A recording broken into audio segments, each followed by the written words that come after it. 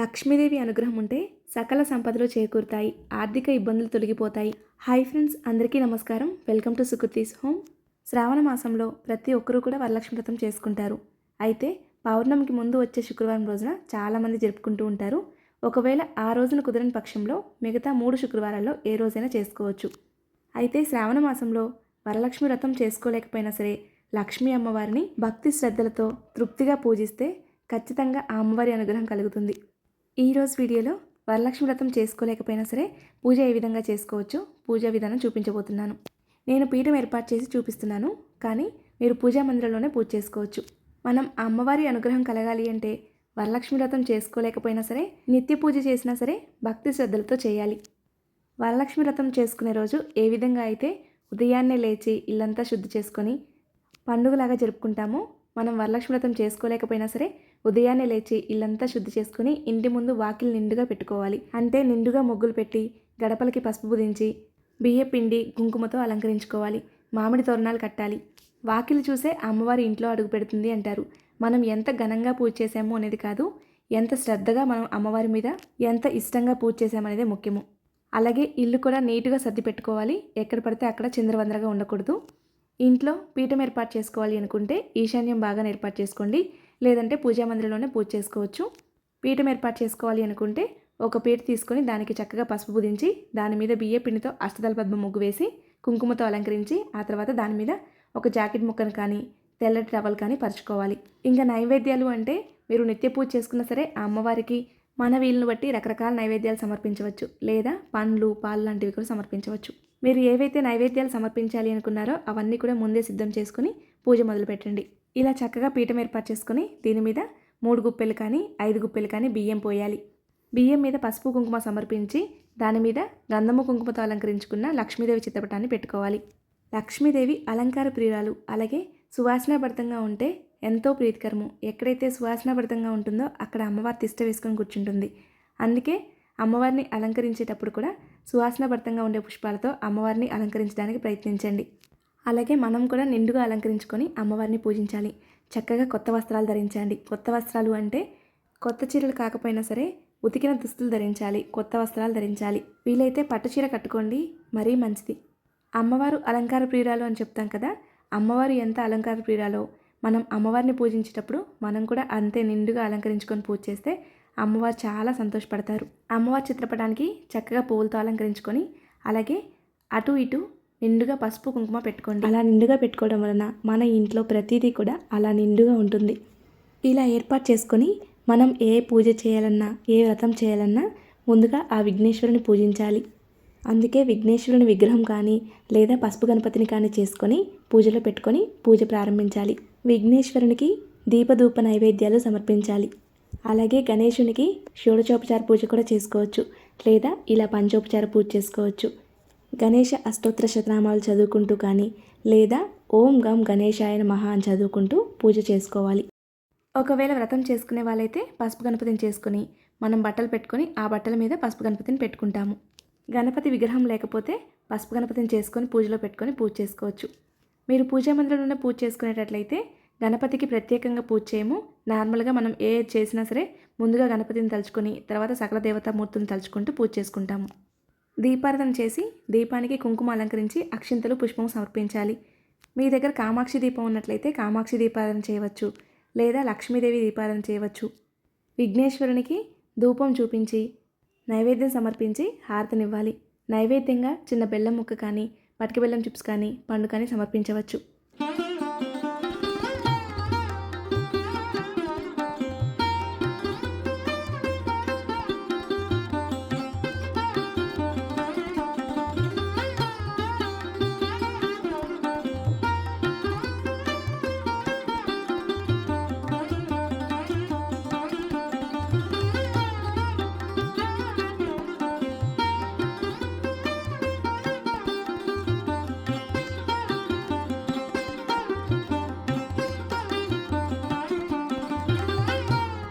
విఘ్నేశ్వరుని పూజించిన తర్వాత లక్ష్మీదేవిని పూజించాలి. లక్ష్మీదేవికి కూడా పసుపు కుంకుమ గంధము అక్షింతలు పుష్పము సమర్పించాలి. అలాగే లక్ష్మీదేవి విగ్రహం ఉంటే చక్కగా పూజలో పెట్టుకొని పూజ చేసుకోవచ్చు. అలాగే అమ్మవారిని పూజించిన రోజు తప్పకుండా ఆ స్వామివారిని కూడా పూజించాలి. అప్పుడే మనం చేసిన పూజకి ఫలితం లభిస్తుంది. మనం విగ్రహం పెట్టుకున్నా పెట్టుకోకపోయినా, ఫోటో పెట్టుకున్నా పెట్టుకోకపోయినా పూజ చేసుకోవచ్చు. మీ దగ్గర విగ్రహం ఉన్నట్టయితే వెంకటేశ్వర స్వామి విగ్రహం కూడా పెట్టుకొని పూజ చేసుకోవచ్చు. నేను ఆల్రెడీ మన వీడియోస్లో పూజా విధానం గురించి, తోరాలు ఎలా తయారు చేసుకోవాలి, వాయనం ఎలా ఇవ్వాలి, పూజా విధానంలో కూడా కలశం ఉన్నవాళ్ళు ఎలా చేసుకోవాలి, కలశం లేని వాళ్ళు ఎలా చేసుకోవాలి, అవన్నీ కూడా షేర్ చేశానండి. లింక్స్ అన్నీ కూడా డిస్క్రిప్షన్లో ఇస్తాను. మీకు ఉపయోగపడతాయి అనుకుంటే ఒకసారి చూడండి. అయితే కొంతమంది వాటిల్లో కొన్ని డౌట్స్ అయితే అడిగారు. వాయనం కంపల్సరీ ఇవ్వాలా అని అడుగుతున్నారండి. వాయనం కంపల్సరీ ఇవ్వాలండి. వ్రతం చేసుకున్నా చేసుకోకపోయినా సరే శ్రావణ మాసంలో శుక్రవారం రోజున మనం అమ్మవారి స్వరూపంగా భావించి ఒక్కరికైనా వాయనం ఇవ్వగలిగితే చాలా మంచిది. ఇంకా వ్రతం చేసుకుంటే తప్పనిసరిగా వాయనం ఇవ్వాలి. అప్పుడే వ్రతానికి సంపూర్ణ ఫలితం లభిస్తుంది. లక్ష్మీదేవికి ఎంతో ప్రీతికరమైన క్షీరదీపారాధన చూపిస్తున్నాను. ఇక్కడ చూపిస్తున్న విధంగా బియ్య పిండితో కుబేర ముగ్గు వేసుకొని క్షీరదీపారాధన కోసం ఏర్పాటు చేసుకుంటున్నాను. లక్ష్మీదేవికి కొన్ని దీపారాధనలు ప్రత్యేకంగా చేస్తూ ఉంటాము. క్షీరదీపారాధన, జలదీపారాధన, ఐశ్వర్య దీపారాధన, పంచగవ్య దీపారాధన, తమలపాకుల దీపారాధన, స్వర్ణ దీపారాధన ఇలా చేస్తూ ఉంటాము. ఒక్కొక్క దీపారాధనకు ఒక్కొక్క విశేషమైన ఫలితాలు లభిస్తూ ఉంటాయి. ఈ శ్రావణ మాసంలో మీ వీలును బట్టి ప్రతి శుక్రవారం కూడా ఏదో ఒక రకమైన దీపారాధన చేయవచ్చు ప్రత్యేకంగా. ఒకవేళ వ్రతం చేసుకున్నా సరే, వ్రతంలో అయినా సరే మీకు ఇష్టమైన దీపారాధన చేయవచ్చు. అంటే మీకు వీలును బట్టి ప్రత్యేకమైన దీపారాధన ఏదైనా చేయవచ్చు. ముఖ్యంగా పంచగవ్య దీపారాధన చేయడానికి ప్రయత్నించండి. పంచగవ్య దీపారాధన చేస్తే ఇంట్లో హోమం చేసిన ఫలితం లభిస్తుంది. ఇక్కడ చూపిస్తున్న విధంగా ఒక ప్లేట్ తీసుకొని, రాగి ప్లేట్ కానీ, ఇత్తడి ప్లేట్ కానీ, వెండి ప్లేట్ కానీ తీసుకోవాలి.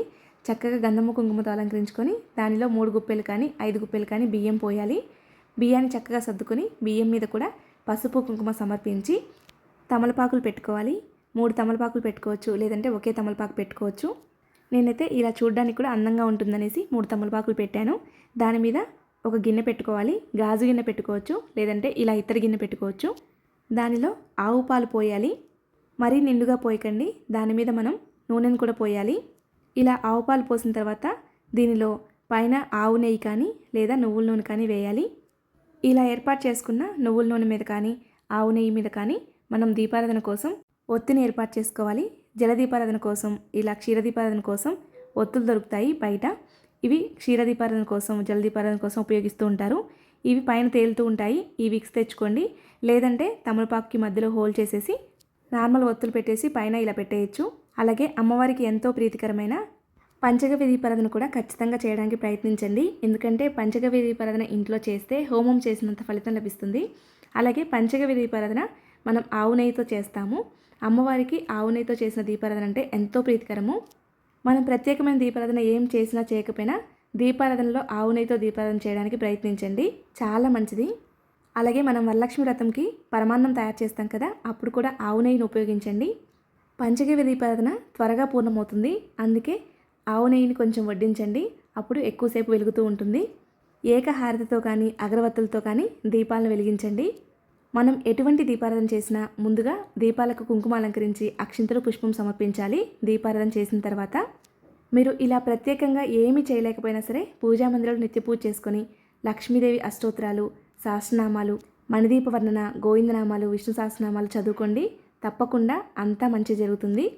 మీరు ఈ దీపారాధన చేసేటప్పుడు కూడా లక్ష్మీదేవి అష్టోత్తరాలు చదువుకుంటూ చేసుకోండి. ఒకవేళ చదవటం రాదు అనుకుంటే ఓం శ్రీ మాత్రే నమః అని కానీ లేదా ఓం శ్రీ లక్ష్మీదేవి అయిన మహా అని చదువుకుంటూ పూజ చేసుకోండి. అలాగే మంగళకరమైన వస్తువులతో అమ్మవారిని పూజించాలి. మీ దగ్గర మంగళకరమైన వస్తువులు ఏవి అందుబాటులో ఉంటే వాటితో పూజించవచ్చు.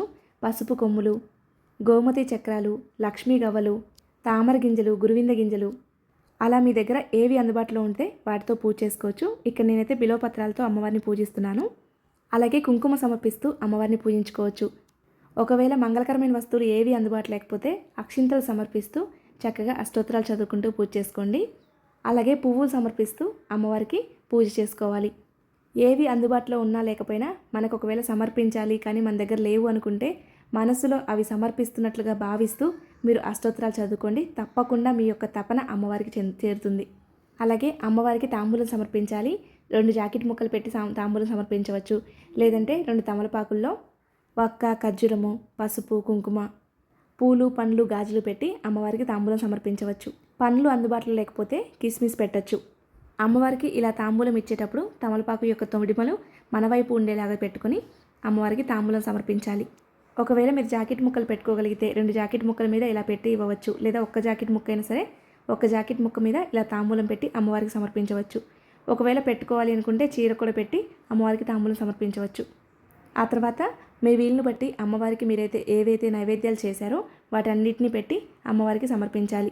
ఒకవేళ నైవేద్యాలు ఏమీ చేయలేకపోయాము అంటే ఆవు పాలలో కొంచెం బెల్లం వేసి అమ్మవారికి సమర్పించండి. అలాగే కొబ్బరికాయ కొట్టి కర్పూర నీరాజన సమర్పించాలి. ఈ విధంగా తేలిగ్గా పూజ చేసుకున్నా సరే మనం తృప్తిగా పూజ చేస్తే అమ్మవారి యొక్క అనుగ్రహం మనకు కలుగుతుంది. అలాగే అమ్మవారికి ధూపం అంటే కూడా మహాప్రీతికరము. సాంబ్రాణి ధూపం వేయడానికి ప్రయత్నించండి. ఒకవేళ బొగ్గులు సాంబ్రాణి ధూపం వేయలేకపోతే ఇలా ధూప్ కప్తో సాంబ్రాణి ధూపం వేయండి. మనం ఇదే పూజని పూజా మందిరంలో చేసుకున్నా సరే ఖచ్చితంగా ఒక్క ముత్తైదుకైనా తాంబూలం ఇవ్వడానికి ప్రయత్నించండి. ఒకవేళ జాకెట్ ముక్కలు లేకపోతే 2 తమలపాకుల్లో పూలు, పండ్లు, గాజులు, పసుపు, కుంకుమ, వక్క, ఖర్జూరం పెట్టైనా సరే తాంబూలం ఇవ్వడానికి ప్రయత్నించండి. ఎందుకంటే మనం అమ్మవారిని డైరెక్ట్గా చూడలేము. వచ్చిన ముత్తైదులో అమ్మవారిని చూసుకొని చక్కగా వాళ్ళకి బొట్టు పెట్టి గంధం రాసి పుస్తలకి పసుపు ఇచ్చి కాళ్ళకి నిండుగా పసుపు రాసి వాళ్ళకి తాంబూలం ఇచ్చి వాళ్ళ దగ్గర ఆశీర్వాదం తీసుకోండి. అంతా మంచి జరుగుతుంది. ఆ అమ్మవారు స్వయంగా ఆశీర్వదించినట్లే. అలాగే వచ్చిన వాళ్ళకి నోరు తీపి చేసి పంపించండి. మీరు ఇంట్లో ఏదైతే నైవేద్యం అమ్మవారికి సమర్పించారో వాళ్ళకి అది ప్రసాదంగా పెట్టండి. ఒకవేళ ఏమీ చేయలేదు అంటే మీరు పాలు సమర్పించినా సరే అమ్మవారికి ఆ పాలు తీర్థంలాగా వాళ్ళకి ఇవ్వండి. నోరు తీపి చేసి పంపించండి. ఈ విధంగా మనం వరలక్ష్మి వ్రతం చేసుకోలేకపోయినా సరే శ్రావణ శుక్రవారం రోజున అమ్మవారిని నిష్ఠ నియమాలతో భక్తి శ్రద్ధలతో కొలిస్తే అమ్మవారి యొక్క అనుగ్రహం ఖచ్చితంగా కలుగుతుంది. అమ్మవారు స్వచ్ఛత గల దేవత. మనం స్వచ్ఛంగా పూజ చేస్తే ఖచ్చితంగా మనకి అనుగ్రహంగా ఇస్తారు. ఆ అమ్మవారి యొక్క అనుగ్రహంతో ప్రతి ఒక్కరూ కూడా ఆయురారోగ్యాలతో సంతోషంగా ఉండాలని మనస్ఫూర్తిగా కోరుకుంటున్నాను. ఈ వీడియో మీలో కొంతమందికైనా నచ్చింది అనుకుంటున్నాను. అలాగే ఈ వీడియో మీలో కొంతమందికైనా ఉపయోగపడుతుంది అనుకుంటున్నాను. ఈ వీడియో కానీ మీకు నచ్చినట్లయితే లైక్ చేయండి. మీ స్నేహితులకి, బంధువులకి షేర్ చేయండి. మరిన్ని వీడియోస్ కోసం మన ఛానల్ సబ్స్క్రైబ్ చేసుకోండి. ధన్యవాదములు.